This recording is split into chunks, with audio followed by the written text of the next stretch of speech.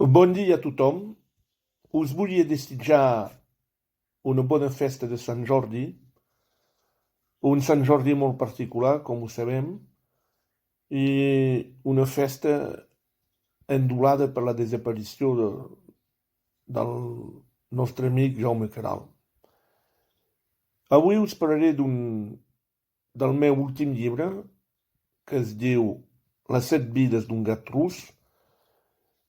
Si no coneixeu la meva obra, crec que és una bona porta d'entrada perquè hi ha plegats llibres molt diferents on miro d'explicar la meva vida d'una manera amena i que pugui interessar els lectors, perquè la meva vida no té gaire interès, ja ho sé, però malgrat tot és un petit mirall dels anys que vaig viure. Doncs parlo del president Mitterrand, del president Chirac i d'esdeveniments que vaig viure de prop. Doncs que vagi bé, adeu-siau i sobretot llegiu, rellegiu i torneu a llegir.